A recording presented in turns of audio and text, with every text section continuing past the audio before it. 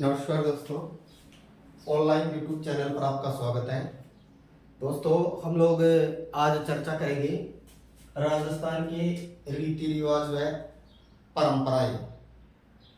दोस्तों, जो भी प्रतियोगी परीक्षाएं हैं उन सभी में कल्चर से या ये कहें कि रीति रिवाज व परंपराओं से संबंधित एक प्रश्न अवश्य पूछा जाता है। और ये कहें कि ये जो पार्ट है वो बहुत ही इजी या कहें कि सामान्य है। तो राजस्थान के रीति रिवाजों को हम 4 भागों में बांटते हैं। सबसे पहले रीति रिवाजों को कितने भागों में बांटा गया है? तो राजस्थान के रीति रिवाजों को हम 4 भागों में बांटते हैं। नंबर 1, सबसे पहले नंबर 1, जन्म से संबंधित, अर्थात वे रीति रिवाज जो जन्म से संबंधित है उनको इसमें पढ़ा जाएगा।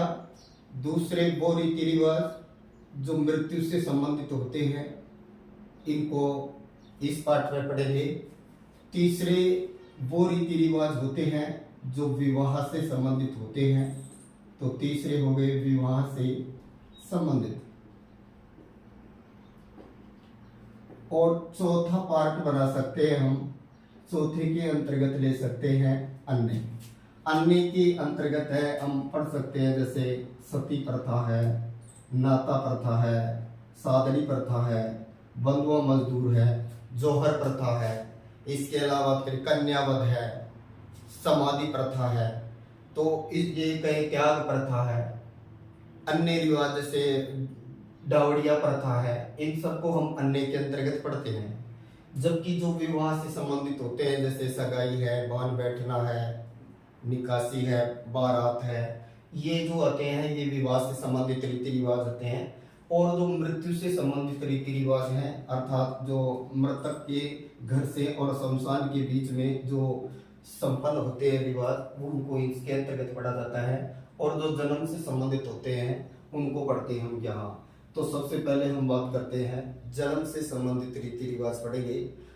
दोस्तों, मानव का जीवन बहुत ही सरल और आसान बनाने के लिए, उसे संस्कारवान बनाने के लिए हमारे यहाँ प्राचीन काल में 16 संस्कारों का उल्लेख किया गया है। तो याद रखिएगा, संस्कार कितने माने गए हैं? 16 संस्कारों का उल्लेख है जो व्यक्ति के जन्म से और मृत्यु तक संपन्न किए जाते हैं। 16 संस्कारों में से जो पहला संस्कार है वो है गर्भाधारण संस्कार, और जो लास्ट का माना जाता है वो कहलाता है अंत्येष्टि। तो याद रखिएगा, पहला संस्कार कौन सा है? गर्भाधारण। और लास्ट का यानी कहे कि 16वां संस्कार कौन सा है? तो वो है अंत्येष्टि। अंत्येष्टि का अर्थ ही होता है अंतिम यज्ञ। अंत्येष्टि का शाब्दिक अर्थ होता है अंतिम यज्ञ। ये लास्ट का होता है। विवाह 15वां संस्कार माना जाता है, जबकि गर्भाधारण जो है वो पहला संस्कार माना जाता है। तो हम बात करेंगे जन्म से संबंधित जो रीति रिवाज हैं उनकी बात करेंगे यहाँ। और हम बात करेंगे यहाँ जो व्यक्ति के जो 16 संस्कार हैं, इन संस्कारों की भी बात करेंगे।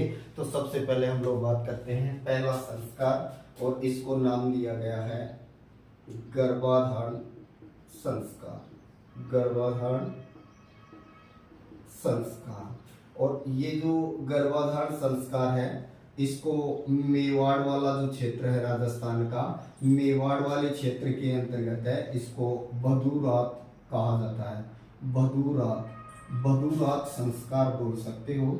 मेवाड़ में इस संस्कार को ही क्या कहा जाता है? बधूरात संस्कार कहा जाता है। और ये है क्या? तो एक्चुअली क्या है कि जब गर्भस्थ शिशु पहली बार जब माँ के गर्भ में आता है, शिशु जब पहली बार जब माँ के गर्भ में आता है यानी पेट में आता है, तो यह संस्कार किया जाता है। इसे मेवाड़ के अंतर्गत बधूरात संस्कार भी कहा जाता है। दूसरा फिर बात करते हैं, दूसरा है वो है पुष्वन संस्कार। पुष्वन संस्कार। तो दोस्तों, गर्भस्थ जो शिशु है, इस गर्भस्थ शिशु को पुत्र रूप देने के लिए ये संस्कार किया जाता है। पुष्वन संस्कार, गर्भस्थ शिशु को पुत्र रूप देने के लिए ये संस्कार किया जाता है। सामान्यतः ये तीसरे माह के अंतर्गत किया जाता है। इसमें संबंधित महिला जो होती है वो व्रत रखती है और कई जगह ऐसे भी रिवाज है कि जो पति होता है वो वट वृक्ष का जो दूध होता है वो उस संबंधित जो महिला होती है उसके नाक में डालता है, इससे पुत्र की प्राप्ति होती है, माना जाता है। तो पुष्पन संस्कार इसी को नाम दिया गया है। इसके बाद में तीसरा जो संस्कार है इसको नाम दिया गया है सीमंतोन्नयन संस्कार। सीमंतोन्नयन संस्कार दोस्तों, जो गर्भस्थ शिशु है उस गर्भस्थ शिशु की रक्षा के लिए ये संस्कार किया जाता है। सीमंतोन्नयन संस्कार गर्भस्थ शिशु को, यानी ये कहे कि जो गर्भस्थ शिशु है उसे अमंगलकारी शक्तियों से बचाने के लिए ये संस्कार किया जाता है। ये सामान्यतः 6ठे माह में या फिर 8वें माह के अंतर्गत भी किया जाता है और इसे ही एक और नाम दिया जाता है, इसे अग्रणी संस्कार भी कहा जाता है। तो याद रखिएगा, सीमंतोन्नयन संस्कार का ही दूसरा नाम है अग्रणी संस्कार। पहला कौन सा है? गर्भाधारण संस्कार। मेवाड़ में क्या बोलते हैं? वधूवर। और जब यह है क्या, ये जब बालक पहली बार माँ के गर्भ में आता है, गर्भस्थ शिशु, यानी ये कहे कि जब शिशु पहली बार माँ के गर्भ में आता है तो संस्कार होता है। दूसरा है गर्भस्थ शिशु को पुत्र रूप देने के लिए पुष्पन संस्कार किया जाता है। तीसरा है पुत्र को, या ये कहें कि महिला जो पुत्र, या ये कहें कि जो गर्भस्थ शिशु है उसको अमंगलकारी शक्तियों से बचाने के लिए, या बुरी नजर से भी लिख सकते हो, बुरी नजर से बचाने के लिए, या वो पूरे समय में पैदा हो इसके लिए ये संस्कार किया जाता है। इसके बाद में नेक्स्ट आता है, इसको कई जगह पर 8 माह पर किया जाता है, इसलिए आठा पूजन के तौर पर भी जाना जाता है दोस्तों। तो इसके बाद में चौथा आता है, उसको नाम दिया गया है जातक्रम संस्कार। तो नेक्स्ट देखिए, जातक्रम संस्कार। ये जो जातक्रम संस्कार है दोस्तों, इसके अंतर्गत क्या होता है? जातक्रम संस्कार सामान्यतः इस संस्कार में क्या होता है, जो पुत्र होता है तो पुत्र का सामान्यतः मुख देखकर, अपने पुत्र का मुख देख करके, और पिता क्या करता है? स्नान करता है, इसी को नाम दिया गया है जातक्रम संस्कार। अर्थात पुत्र का मुख देख करके पिता स्नान करने चला जाता है और इसी को नाम दिया जाता है जातक्रम संस्कार। और बात कर लेते हैं यहाँ जन्मोत्सव। जन्मोत्सव, और याद रखिएगा जन्मोत्सव में क्या होता है, जो परिवार की जो सबसे बुजुर्ग महिला होती है वो कांसे की थाली, पुत्र होने पर कांसे की थाली बजाती है चांदी के चम्मच से। चांदी के चम्मच से कांसे की क्या बजाई जाती है? थाली बजाई जाती है। और कई जगह लड़की होने पर सूप यानी छाजला, सूप बजाने का रिवाज भी है दोस्तों। लेकिन लड़का होने पर कांसे की थाली बजाई जाती है, और ये सामान्यतः जो उस संबंधित परिवार की जो सबसे बुजुर्ग महिला होती है वो ये कार्य करती है। ये जन्मोत्सव संस्कार। इसी समय जच्चा और बच्चा, इसी समय जच्चा और बच्चा को बधाई दी जाती है। जच्चा और बच्चा को बधाई दी जाती है, इसलिए यहाँ कौन से गीत गाए जाते हैं? होल्लर गीत गाया जाता है। जच्चा और बच्चा को बधाई दी जाती है, कौन से गीत गाकर? होल्लर गीत। होल्लर गीतों का दूसरा नाम और भी दे सकते हो आप, इन्हें बोल सकते हो जच्चा गीत। तो होल्लर गीत का दूसरा नाम क्या है दोस्तों? जच्चा गीत। तो जातक्रम संस्कार में क्या होता है? पुत्र का मुख देख करके पिता स्नान करने चला जाता है, इसी को नाम दिया गया है जातक्रम संस्कार। जन्मोत्सव तो अभी बताया जाता है, यहाँ जन्म घूटी भी दी जाती है, जो मधु सोने की सलाखा पर मधु चटाया जाता है, तो ये जन्मोत्सव की बात आती है। इसके नेक्स्ट जो हम अगले संस्कार की बात करते हैं वो है नामकरण संस्कार। ये सामान्यतः 10वें या 12वें दिन पर किया जाता है। नामकरण संस्कार 10वें या 12वें दिन पर किया जाता है, नाम है नामकरण संस्कार। तो अगला है नंबर 5, नाम देंगे नामकरण संस्कार।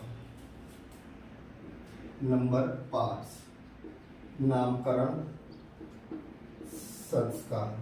दोस्तों सामान्यतः 10वें या 12वें दिन, 10वें या 12वें दिन पंडित जी के पास में जाकर के बच्चे का क्या निकाला जाता है? नामकरण किया जाता है, इसी को नाम दिया जाता है नामकरण संस्कार। इसमें ये देखा जाता है सामान्यतः कि अगर वो मंगल है तो यानी ये कहें कि जो यानी जैसे वैश्य है तो उसके नाम के अंतर्गत है वो धन वाला योग होना चाहिए, यानी वैसे है तो धन वाला योग होना चाहिए, कुत्सी होना चाहिए, ये शूद्र के लिए कहा गया है, क्षत्रिय के लिए बलशाली नाम होना जरूरी है। तो और ये जो कहे कि ये जो पुराने एक तरह से रिवाज बनाए हुए हैं तो ये नामकरण के तौर पर जाना जाता है, इसको नाम दिया नामकरण संस्कार। इसके बाद में नेक्स्ट आता है, नेक्स्ट नंबर 6, नामकरण के बाद में फिर है निष्क्रमण संस्कार। देखिए पहली बार शिशु को पहली बार घर से बाहर निकाला जाता है और चंद्रमा व किसके दर्शन कराए जाते हैं, सूर्य के। पहली बार शिशु को घर से बाहर निकाला जाता है, ये सामान्यतः 12वें दिन से लेकर के और 4 माह के आसपास में होता है। यानी 12वें दिन से 4 माह के आसपास शिशु को पहली बार घर से बाहर निकाला जाता है और चंद्रमा और सूर्य के दर्शन कराए जाते हैं। इसी को नाम दिया गया है निष्क्रमण संस्कार।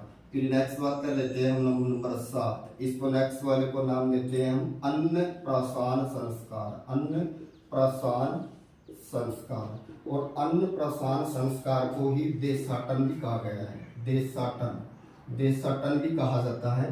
सामान्यतः बालक जब 6 माह का होता है तो पहली बार बालक को क्या खिलाया जाता है, अन्न खिलाया जाता है। इसी को नाम दिया गया है अन्नप्राशन संस्कार।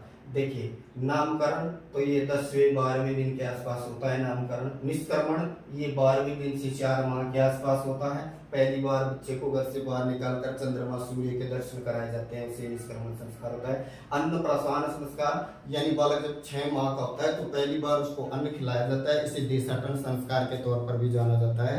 अगला आपका नेक्स्ट वाला है वो है अन्नप्राशन के बाद में है चूड़ाकर्म संस्कार। चूड़ाकर्म संस्कार तो अगला डालिएगा नंबर 8। चूड़ाकर्म संस्कार। चूड़ाकर्म संस्कार तो अगला है चूड़ाकर्म संस्कार। देखिए दोस्तों सामान्यतः बालक का पहले वर्ष, जन्म के पहले वर्ष या तीसरे वर्ष ये संस्कार किया जाता है और बालक का पहली बार केश उतारा जाता है, यानी पहली बार बालक के बाल काटे जाते हैं। इसी संस्कार को चूड़ाकर्म संस्कार को ही अगला नाम दिया है जड़ूला संस्कार, इसे ही लटरिया भी कहा जाता है। तो चूड़ाकर्म, जड़ूला या लटरिया संस्कार ये क्या होता है, बालक के जन्म के प्रथम वर्ष या फिर तीसरे वर्ष पहली बार केश काटे जाते हैं संबंधित देवता के ले जाकर के और इसी को ये नाम दिया गया है चूड़ाकर्म संस्कार। फिर इसके नेक्स्ट है, अब अगला है वो है कर्ण भेद संस्कार। कर्ण भेद संस्कार ये भी वेरी इंपॉर्टेंट संस्कार था। ये पहले ब्राह्मणों में अधिक माना गया था, फिर बाद में ये सभी में होने लगा। तो कर्ण भेद संस्कार बालक के कान भींगने की प्रक्रिया, यानी बालक के कान भींगे जाते हैं, इसी प्रक्रिया को नाम दिया गया है कर्ण भेद संस्कार। यानी कान जो भींगे जाते हैं, छिद्रित किए जाते हैं, इसे ही कर्ण भेद संस्कार के तौर पर जाना जाता है, जो तीसरे या 5वें वर्ष के अंतर्गत ही होता है। कर्ण भेद या तो तीसरे या फिर कौन से वर्ष, 5वें वर्ष। ये भी विषम नहीं है, जैसे ये भी विषम संख्या में है और ये भी विषम संख्या में ही है। नेक्स्ट हम लोग बात करते हैं कर्ण भेद संस्कार के। कर्ण भेद संस्कार और ये कब किया, यानी 3 से 5वें वर्ष के आसपास आ जाता है। फिर है विद्यारंभ संस्कार। विद्यारंभ संस्कार दोस्तों, ये विद्यारंभ संस्कार ये जन्म से 5वें वर्ष पर किया जाता है और बालक को पहली बार विद्या का ज्ञान दिया जाता है इसमें, यानी विद्या का ज्ञान इसके अंतर्गत दिया जाता है। इसके नेक्स्ट फिर देखो चूड़ाकर्म संस्कार, इसको जड़ूला भी बोलते हैं, इसको लटरिया संस्कार भी बोलते हैं। हमें इसे परिचित है, गाँव में जो जड़ूला होता है उसी को लटरिया या चूड़ाकर्म के तौर पर जानते हैं। या तो ये जन्म के पहले वर्ष होता है या फिर तीसरे वर्ष किया जाता है। कर्ण भेद में बालक की पहली बार कान छिद्रित किए जाते हैं, इसी को कर्ण भेद के तौर पर जाना जाता है। फिर है विद्यारंभ। विद्यारंभ तो जन्म के 5वें वर्ष पर विद्या को आरंभ करना ही विद्यारंभ संस्कार के अंतर्गत आता है। अब नेक्स्ट आता है फिर आपका उपनयन संस्कार। उपनयन अगला है उपनयन संस्कार। तो अगला डालिएगा उपनयन संस्कार। तो दोस्तों ये जो उपनयन संस्कार है इसको यज्ञोपवीत संस्कार भी कहा जाता है। इसी का एक और नाम है जनेऊ धारण संस्कार। और ये सामान्यतः 3 वर्णों के अंतर्गत था, शूद्र वर्ण के अंतर्गत नहीं था। यानी कौन धारण कर सकते थे? ब्राह्मण, क्षत्रिय और वैश्य, ये 3 वर्ण हैं, इनको जनेऊ धारण करने का अधिकार था। इनमें कुछ है वो सूत वगैरह की धारण करते थे और कुछ है वो कपास वगैरह की धारण करते थे। जनेऊ धारण करने के का जो सही समय है वो 8वें वर्ष से लेकर के और 11वें वर्ष के आसपास माना जाता है। इनमें सब में अलग अलग है, जैसे किसी में 8 से 10 के आसपास है, किसी में 10 से 11 है, तो ये सब अलग अलग मिलता है, इनके अंतर्गत है। और फिर बात करें जनेऊ धारण करने का जो सबसे बेस्ट दिन माना जाता है वो माना जाता है रक्षाबंधन। तो जनेऊ धारण करने का सबसे बढ़िया दिन कौन सा माना जाता है? रक्षाबंधन। जनेऊ धारण करने के बाद में द्विज कहलाते हैं, द्विज। तो द्विज जिसका 2 बार जन्म होता है तो द्विज उसी को कहा जाता है जिसका कितनी बार जन्म हो? 2 बार जन्म होता है। तो जनेऊ धारण करना या यज्ञोपवीत धारण करना, वो जो कान के और यहाँ पर बगल में जो धागा धारण किया जाता है उसी से संबंधित ये संस्कार माना जाता है। इसके बाद में है केशांत संस्कार। केशांत संस्कार, तो केशांत संस्कार के अंतर्गत ध्यान रखिएगा, इस केशांत संस्कार का दूसरा नाम आप और दे सकते हो मुंडन। मुंडन तो नहीं बोल सकते इसको, हाँ सिर मुंडना जरूर बोल सकते हो, क्योंकि मुंडन में तो मूछें भी आ जाती है, वो तो मृत्यु से संबंधित हो जाएगा। केशांत संस्कार, जब बालक 16 वर्ष का होता है तो पहली बार उसके दाढ़ी मूछें काटी जाती है या पहली बार उसके केश उतारे जाते हैं, इसी घटना को कहा जाता है केशांत संस्कार। तो याद रखना, पहली बार दाढ़ी मूछों का साफ करना ही कौन सा संस्कार कहलाता है? केशांत संस्कार के तौर पर उसको जाना जाता है। अगला है समावर्तन संस्कार। तो नेक्स्ट हम लोग बात करेंगे समावर्तन संस्कार की। ये दोस्तों समावर्तन संस्कार जो है ये सामान्यतः पहले शिक्षा गुरुकुल के अंतर्गत दी जाती थी, और गुरु के पास में जब शिष्य अपनी शिक्षा पूरी कर लेता था, गुरु के पास शिक्षा पूरी करने के बाद उसको उसके केश उतारे जाते थे, यानी उसके केशांत किया जाता था, उसका सिर मुंडवाया जाता था और केश उतारे जाते थे। और ये कहें कि इसके बाद में संबंधित जो शिष्य था उसको घर भेजा जाता था और गुरु अपनी क्या ले लेता था? उसी समय गुरु दक्षिणा ले लेता था। और इसी को एक और नाम दिया गया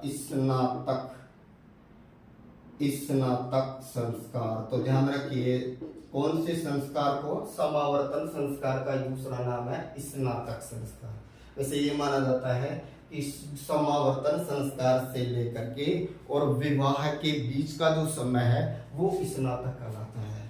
तो याद रखिएगा, स्नातक संस्कार, समावर्तन संस्कार, यानी गुरुकुल में शिक्षा पूरी होने के बाद में शिष्य को गंजा किया जाता था, फिर गुरु दक्षिणा लेकर उसको उसके घर भेज दिया जाता था। इसी प्रक्रिया को समावर्तन संस्कार के तौर पर जाना जाता है। इसके नेक्स्ट दोस्तों है वो है विवाह संस्कार। तो आपको पता है विवाह संस्कार, ये नंबर 15 पर आ गया आपका।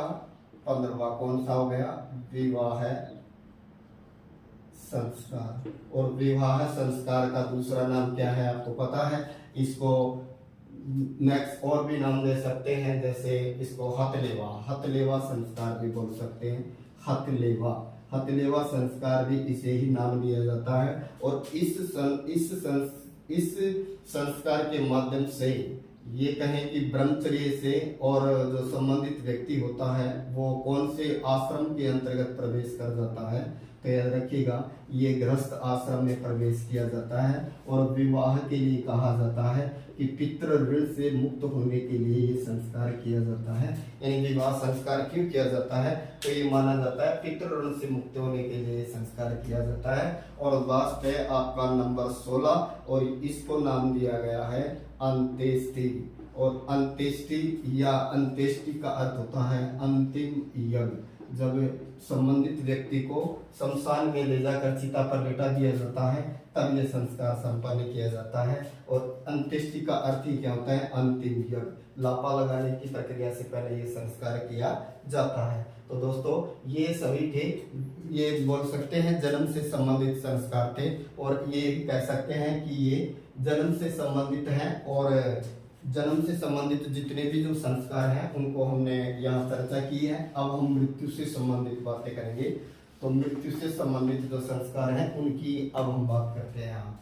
तो दोस्तों मृत्यु से संबंधित सबसे पहले उठावना, कुछ शब्दावलियां उठावना। एक तय अर्थी, अर्थी का ही दूसरा नाम क्या है? बैकुठी। और बैकुठी को ही क्या बोलते हैं? मृत्यु शैया, मृत्यु शैया। और इसी मृत्यु शैया को ही संगाति भी बोला जाता है। क्या बोला जाता है? संगाति भी बोला जाता है। फिर उठावना क्या है? तो दोस्तों सामान्यतः तीसरे दिन व 12वें दिन, मृतक के तीसरे दिन और 12वें दिन की जो बैठक होती है, इस बैठक का ही उठावना होता है। वैसे मृतक को शमशान तक ले जाने की प्रक्रिया को भी क्या कहा जाता है? उठावना ही कहा जाता है। मृतक को शमशान तक जिस शैया पर या चारपाई पर लेके जाया जाता है उसे अर्थी, बैकुटी, मृत्युशैया या संगति कहा जाता है। फिर अगर किसी की मृत्यु या मृतक के पुत्रों को गंजा किया जाता है, इस प्रक्रिया को क्या कहा जाता है? बद्दर करना। तो बद्दर करना यानी पुत्रों को गंजा करना, इस प्रक्रिया को क्या बोला जाता है? बद्दर। एक आता है उछाल, उछाल या बिखेर, उछाल या बिखेर। तो उछाल या बिखेर क्या है? मृतक के ऊपर से जो भी चीजें फेंकी जाती हैं, मृतक के ऊपर से जो भी चीजें फेंकी जाती हैं उन सभी चीजों को क्या कहा जाता है? उछाल या बिखेर कहा जाता है। मृतक के सभी ये कहें कि जो मृतक के सगे संबंधी होते हैं उनमें कुछ दंडवत चलते हैं, इसलिए इसको नाम दिया जाता है दंडवत।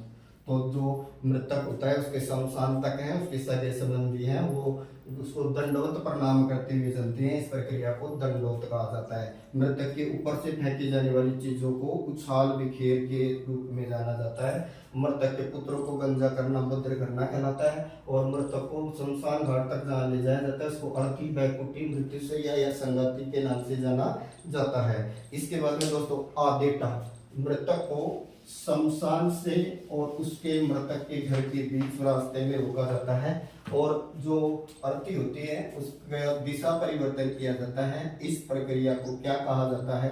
आदेटा। आदेटा में अर्थी का क्या किया जाता है? अर्थी का दिशा परिवर्तन किया जाता है, दिशा परिवर्तन किया जाता है। इसको गांव के अंतर्गत है वो बीचला भाषा बोलते हैं, और ये शमशान से और घर के बीच का रास्ते के अंतर्गत किया जाता है। एक यहाँ शब्दावली मिलती है पिंडदान। तो याद रखिए मृतक के लिए किया गया जो भी दान है, मृतक के लिए किया गया दान जो है वो पिंडदान कहलाता है। एक आता है नारायण बलि संस्कार, नारायण बलि संस्कार। तो दोस्तों मृतक को बुरी आत्माओं से बचाने के लिए, बुरी आत्माओं से बचाने के लिए मृतक को ये संस्कार किया जाता है। इसी को नाम दिया जाता है नारायण बलि संस्कार। इसके नेक्स्ट दोस्तों और बात करते हैं यहाँ पर हम लोग। तो आदेटा, इसके नेक्स्ट है वो है लापा देना। लापा देना इसे ही बोलते हैं मुखाग्नि देना, मुखाग्नि देना या इसी को बोलते हैं आग देना। जो मृतक का सबसे बड़ा पुत्र होता है सामान्यतः वो मृतक को है वो आग देने की प्रक्रिया करता है, इसी को मुखाग्नि के तौर पर जाना जाता है। इसके नेक्स्ट है और बात करते हैं हम लोग, वो है कपाल क्रिया, कपाल क्रिया संस्कार। तो कपाल क्रिया संस्कार मृतक को जलाने के बाद में एक बांस और नारियल लगा करके उसमें और खोपड़ी को क्षत विक्षत किया जाता है, खोपड़ी को तोड़ा जाता है। इसे ही इस प्रक्रिया को ही नाम दिया जाता है कपाल क्रिया संस्कार। कपाल क्रिया संस्कार, तो ये खोपड़ी को टूटना। इसके बाद में है मानते हैं दाह संस्कार संपन्न माना जाता है, तो कपाल क्रिया संस्कार। एक है तिया की बैठक, तिया की बैठक या तिया करना, या फिर इसको बोलते हैं शमशान का ठंडा करना, शमशान का ठंडा करना। तो दोस्तों मृतक के घर वाले या सगे संबंधी तीसरे दिन शमशान घाट जाते हैं, वहां मृतक की अस्थियों को चुनते हैं। इस प्रक्रिया को कहा जाता है फूल चुनना। मृतक की अस्थियों को चुनना इसको बोलते हैं फूल चुनना, और इनको फिर किसी संबंधित धार्मिक स्थल के अंतर्गत है, नदी वगैरह के अंतर्गत है, वो बहा दिया जाता है। तो मृतक के शमशान के अंतर्गत जाते हैं, उसको तिया करना या बैठा करना भी बोलते हैं, इसको कई जगह पर बैठा करना। तो बैठा करना, शमशान को ठंडा करना, तिया करना, ये एक ही प्रक्रिया है। दोस्तों मृतक को 12वें दिन जो भोज दिया जाता है, मृतक के 12वें दिन जो भोज दिया जाता है उसको मोसर कहा जाता है। मोसर भी बोलते हैं इसको नुक्ता भी बोलते हैं, और कई जगह पर इसको फीचो भी बोला जाता है। फीचो शब्द से भी जाना जाता है। वैसे मरने पर किया जाता है वो मोसर है। अगर किसी को शक हो और वो जीते जी अपना नुक्ता कर दे तो फिर उसका नाम हो जाएगा जोसर। जीते जी करे वो जोसर, मरने पे करे वो मोसर। लेकिन जो 6 माह पर किया जाता है भोज, उसको क्या कहा जाता है? तो याद रखिए 6 माह पर भोज दिया जाता है उसको छमाई कहा जाता है। लेकिन 1 वर्ष पर जो किया जाता है उसको वर्षोती कहा जाता है। 6 माह पर क्या किया जाता है? छमाई। 1 वर्ष पर क्या किया जाता है? वर्षोती। और बात करें कि जीते जी किया गया नुक्ता जोसर, और जो मरने पर किया जाता है उसको मोसर। तो इसके अलावा दोस्तों ये भी माना जाता है कि ये जो मृत्यु भोज है वैसे है एक सामाजिक बुराई। 2 वर्ड और देखिए, एक पानीवाड़ा और एक सातरवाड़ा। तो देखिए सातरवाड़ा क्या है? सातरवाड़ा तो मृतक के घर है वो 12 दिन तक, मृतक के घर 12 दिन तक है, उसके यहाँ शोक होता है। इस प्रक्रिया को कहा जाता है सातरवाड़ा। और ये कहें कि ये जो सातरवाड़ा प्रक्रिया है ये 12 दिन तक का जो शोक होता है उसी का नाम होता है। और कई जगह पर इसको बोलते हैं हुक्का भरना, हुक्का भरने जाना भी कहा जाता है। हुक्का भरने जाना के नाम से भी जाना जाता है। इसके अलावा एक और वर्ड मिलेगा पानीवाड़ा।